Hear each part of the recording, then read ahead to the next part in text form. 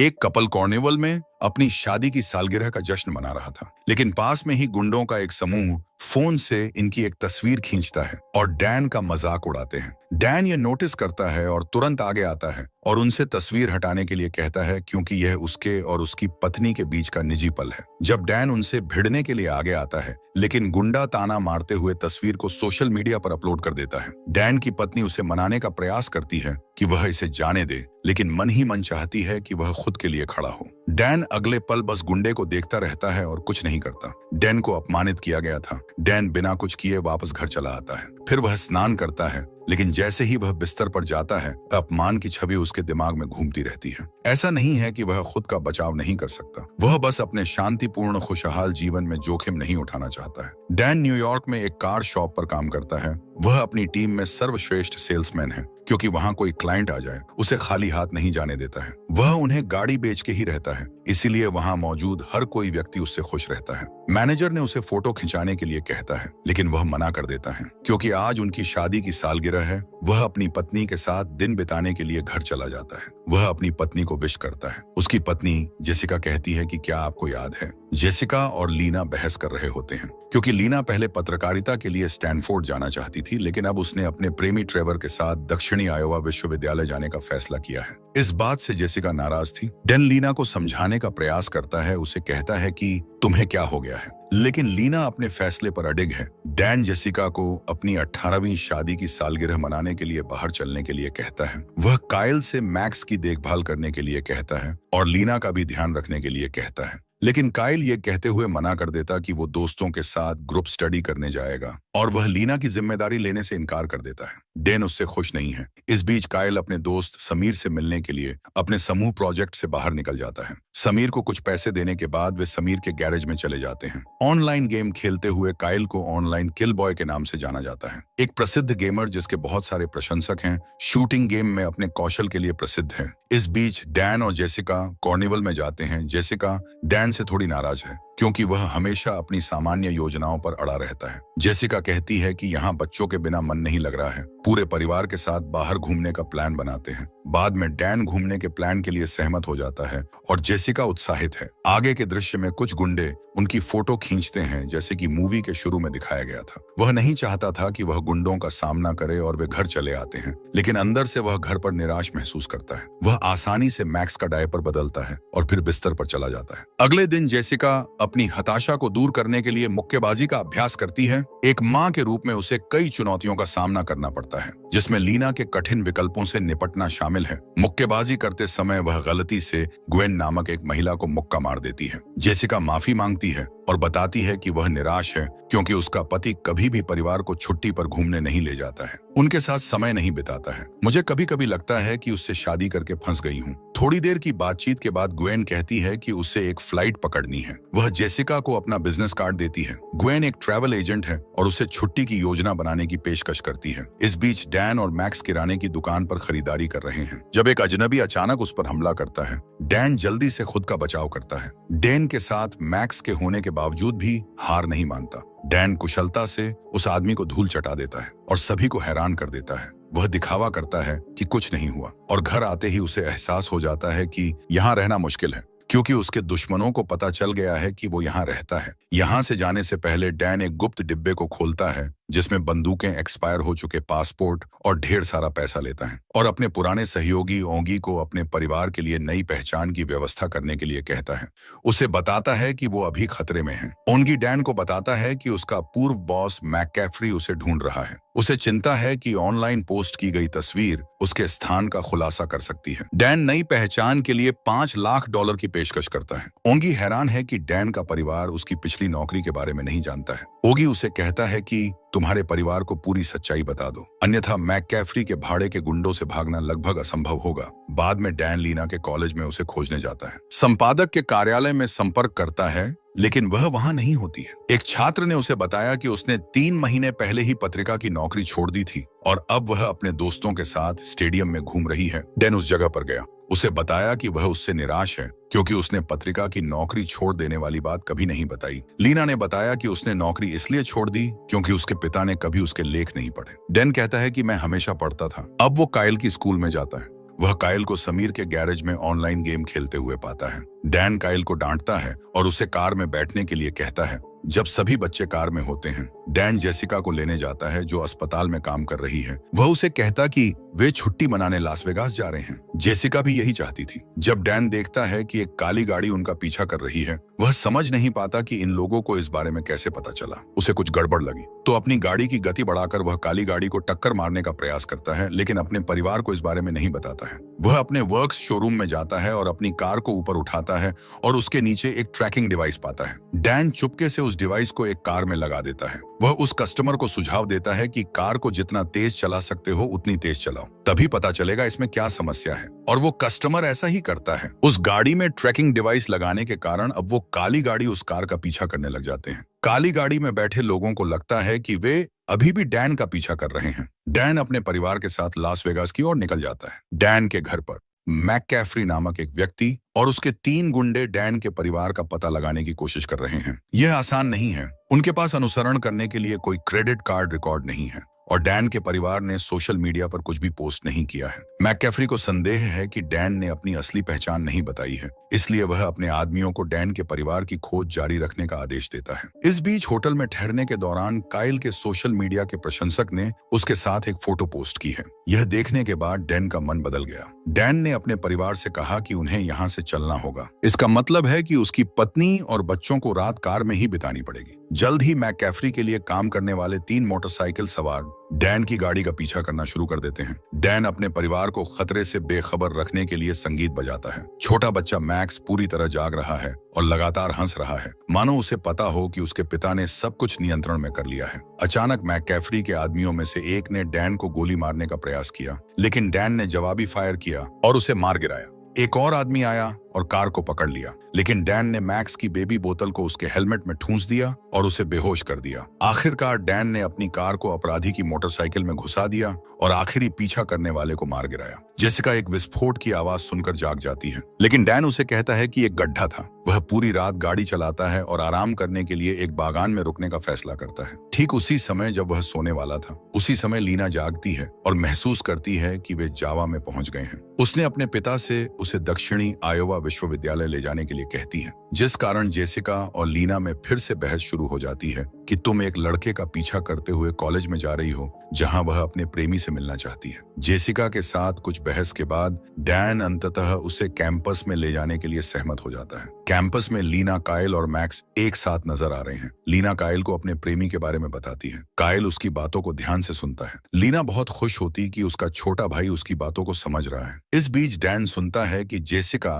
पहले एक एथलेटिक हुआ करती थी, लेकिन अपने पैर में चोट लगने के बाद अपने सपने को छोड़ना पड़ा। डैन अपनी कहानी साझा करना चाहता है, लेकिन जब वह पास में एक संदिग्ध व्यक्ति को देखता है जिसके हाथ में एक ब्रीफकेस है, डैन उसके पास चला जाता है। थोड़ी देर की बातचीत के बाद उसे एहसास होता है कि वो तो एक बिजनेसमैन है। वो बताता है कि जर्मनी से यहाँ अपनी लापता पत्नी को ढूंढने के लिए आया है। इसके बाद डैन भी उससे जर्मनी में बात करता है। जेसिका अपने पति को जर्मन बोलते हुए सुनकर हैरान हो जाती है और गलियारे से दूर चली जाती है। जब आदमी मकई के बीजों से भरा ब्रीफकेस खोलता है, डैन को उस पर विश्वास हो जाता है। मैककैफरी के गुर्गों में से एक डैन को गोली मारने का प्रयास करता है। वह जल्दी से प्रयोगशाला में भाग जाता है, जहां लड़ाई शुरू हो जाती है। डैन मैककैफरी के आदमी को मार देता है। इस बीच लीना अपने बॉयफ्रेंड ट्रेवर के कमरे में चली जाती है और उसे एक लड़की के साथ पाती है। लीना का दिल टूट जाता है। वह आंसुओं के साथ वापस लौटती है। डैन उसे सांत्वना देने का प्रयास करता है, लेकिन उसके पिता उसे मार्शल आर्ट के बारे में सिखाता है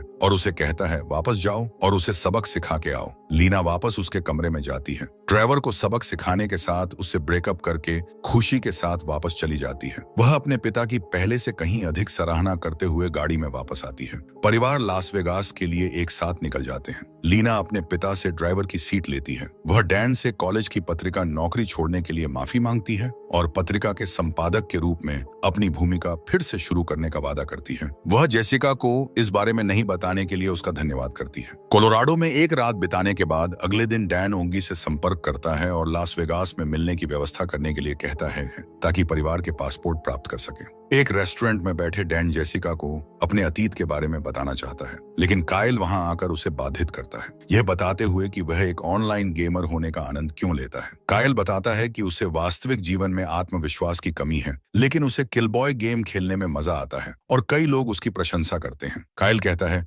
लड़कियों से बात करने में मुझे बहुत शर्म आती है। जब मैं किलबॉय होता हूं तो मुझे ऑनलाइन गेम में बात करने में कोई शर्म नहीं आती है। वह अपने पिता को यह साबित करने की भी कोशिश करता है। काइल फिर डैन को लेजर टैग गेम के लिए चुनौती देता है, यह शर्त रखते हुए कि अगर वह जीतता है तो डैन उसे गेमिंग खेलने से नहीं रोकेंगे। अगर वह हार जाता है तो वह यह खेल छोड़ देगा। डैन सहमत हो जाता है और वे लेजर टैग एरिना की ओर बढ़ते हैं। हथियारों के साथ डैन की दक्षता से अनजान काइल ये गेम आसानी से हार जाता है। काइल उदास हो जाता है। काइल को तब खुशी होती है जब डैन उसे गले लगाकर उसका उत्साह बढ़ाने का प्रयास करता है। डैन और उसका परिवार अपने होटल के कमरे में जाते हैं। बाद में डैन ओंगी से मिलता है, उससे एक नए पासपोर्ट और हवाई जहाज के टिकट लेता है। उसके बाद डैन जेसिका के साथ डिनर के लिए बाहर जाने वाला होता है। इससे पहले वह बच्चों से कहता है कि कमरे से बाहर न निकलें, आप किसी के लिए भी उस कमरे का दरवाजा न खोलें।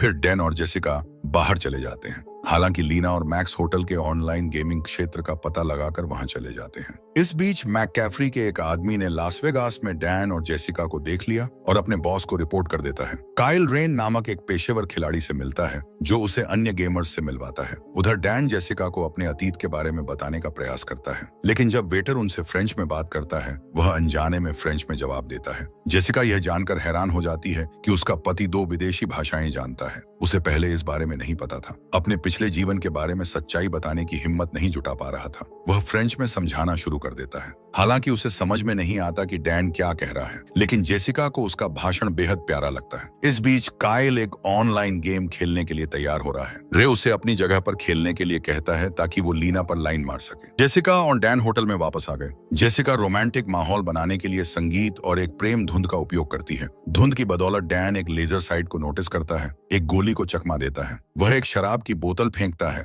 और हमलावरों को आग लगाने के लिए अपनी बंदूक चलाता है। लेकिन जब मैककैफरी का एक आदमी जेसिका पर बंदूक तान देता है, डैन ने तुरंत अपना हथियार गिरा दिया और मौका पाकर डैन ने चाकू फेंका जो उस आदमी के आंख में जा लगा। इसे देखकर जेसिका चकित रह जाती है। फिर इन्हें एहसास होता है कि बच्चे कमरे में नहीं हैं। फिर वह अपने बच्चों को ढूंढने के लिए गेमिंग एरिया में जाते हैं। इस बीच काइल ऑनलाइन गेमिंग प्रतियोगिता जीत जाता है। इसके बाद डैन एक गुप्त हत्यारे के रूप में अपने अतीत का खुलासा करता है, जो एक साधारण व्यक्ति के रूप में रहने के लिए अपने समूह से भाग गया था। तब से मैककैफरी और उसके आदमी उसका शिकार कर रहे हैं। काइल और लीना यह सुनकर स्पष्ट रूप से उस पर विश्वास नहीं करते हैं जब तक कि गोलियों की आवाज नहीं आती। डैन जल्दी से परिवार को कैसीनो में छिपने के लिए कहता है। वह मैककैफरी के आदमियों को मारने प्रयास करता है, लेकिन उसकी गोलियां उन्हें कोई नुकसान नहीं पहुंचा सकती क्योंकि वे बुलेट प्रूफ जैकेट पहने हुए थे।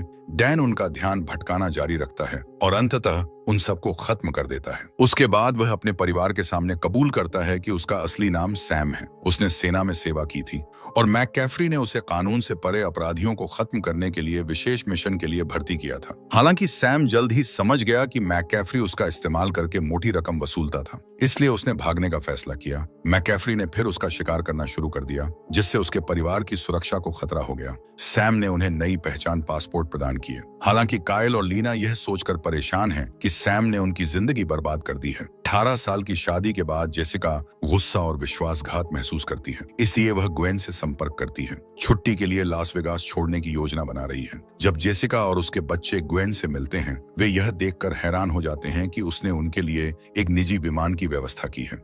विमान में ग्वेन जेसिका को अपने पूर्व पति के बारे में बताती है कि वे उसे 18 साल पहले उसे छोड़कर किसी दूसरी महिला से शादी कर ली। ये बातें सुनकर जेसिका समझ जाती है कि ग्वेन डैन के बारे में बात कर रही है। तभी यहाँ मैककैफरी भी आ जाता है। फिर पता चलता है कि ग्वेन ने एक जाल बिछाया सैम के परिवार को मैककैफरी को सौंपना ताकि वह डैन को फिर से पा सके। फिर जेसिका और उसके बच्चों को बंधक बना लेता है। मैककैफरी यहाँ से जाने के बाद डैन से संपर्क करता है और उसे कैसीनो की लोकेशन बताता है। उसे समय पर वहां पहुंचने के लिए मजबूर करता है, नहीं तो तुम्हारे परिवार को समाप्त करने की धमकी देता है। डैन बिना समय गंवाए कैसीनो पहुंच जाता है और वह देखता है कि मैककैफरी ने उसके पूरे परिवार को बंधक बना लिया है। प्रवेश करने पर मैककैफरी द्वारा डैन का स्वागत करता है। बूढ़े आदमी ने डैन को गले लगने के लिए कहता है, लेकिन डैन पिताजी कहते हुए उसे मना कर देता है। उनकी बातचीत के दौरान परिवार को पता चलता है कि मैककैफरी डैन के पिता हैं। ओह माय गॉड, हम ब्रिटिश हैं। मैककैफरी डैन को मारना चाहता है क्योंकि उसने उसे छोड़ दिया था। लेकिन पिछले कुछ दिनों में डैन ने मैककैफरी द्वारा उसके पीछे भेजे गए हर आदमी को समाप्त कर दिया था। अब मैककैफरी उसे वापस चाहता है। अगर डैन उसके लिए काम करना शुरू करता है तो वह उसके परिवार को छोड़ देगा, लेकिन एक शर्त के तहत कि फिर वह कभी वापस नहीं जाएगा। डैन सहमत हो जाता है। गार्ड जेसिका और अन्य लोगों को लिफ्ट में कमरे से बाहर ले जाता है, लेकिन जेसिका अपने पति को ऐसे अब छोड़कर वापस तो नहीं जा सकती है। जेसिका मैक्स के डायपर का चतुराई से इस्तेमाल करके गार्ड का ध्यान भटकाकर उसे ऊपर की मंजिल से नीचे धकेल देती है। डैन ग्वेन से प्यार करने का नाटक करता है और उसे बेहोश कर देता है ताकि उसका परिवार बच सके। डैन जेसिका से रहस्य रखने के लिए माफी मांगता है और हमेशा उसे सच बताने का वादा करता है। इस बीच मैककैफरी को लगता है कि कुछ गड़बड़ है और वह अपने आदमियों को तैयार रहने का आदेश देता है। डैन जेसिका और बच्चों को छत पर जाने और काइल को ड्रोन देने का निर्देश देता है, जो मैककैफरी के गुर्गों पर नजर रखने में मदद करेगा। डैन जेसिका से कहता है, मुझे आखिरी बार हमारे लिए पहले जैसा आदमी बनना पड़ेगा। हालांकि जब मैककैफरी के आदमी डैन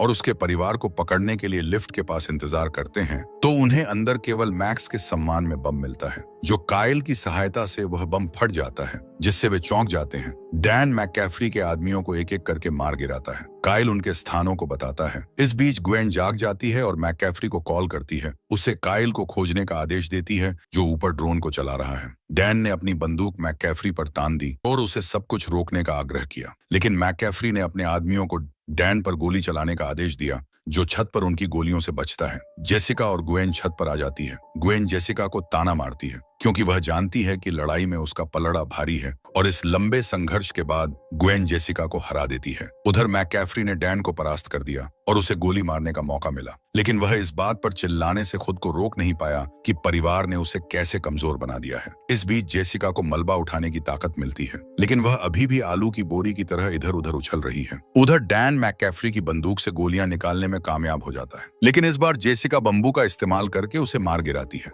मैककैफरी लड़ाई में डैन को हरा देता है और उसे मारने के लिए बंदूक पकड़ लेता है। तभी परिवार आ जाता है। लीना मैककैफरी से कहती है कि वह अपने दादा को पाकर खुश है। मैककैफरी क्षण भर के लिए विचलित हो जाता है और डैन को हमला करने का मौका देता है और डैन उसे बेहोश कर देता है। जब पुलिस पहुंचती है, मैककैफरी को उसके किए गए अपराधों के लिए कैद कर लिया जाता है। 6 महीने बाद लीना मैककैफरी के हत्यारे संगठन को कवर करके समाचार रिपोर्टर बनने का अपना सपना पूरा करती है। डैन ने भी एक सिक्योरिटी कंपनी खोल ली है जो बैंकों को सुरक्षा देती है। जेसिका एक खेल कोच बन जाती है। जब भी इनके परिवार को समय मिलता है, वह सब एक साथ रोड ट्रिप पर जाते हैं, लेकिन एक नियम के साथ कि यात्रा के दौरान कोई भी अपने फोन का उपयोग नहीं करेगा। वे अपने परिवार के साथ हर पल का आनंद लेते हैं, कभी भी डायपर लाना नहीं भूलते हैं। वे शायद आपकी जान बचा सकता है और बुरे लोगों को हराने में आपकी मदद कर सकता है। इसी सस्पेंस के साथ मूवी समाप्त होती है।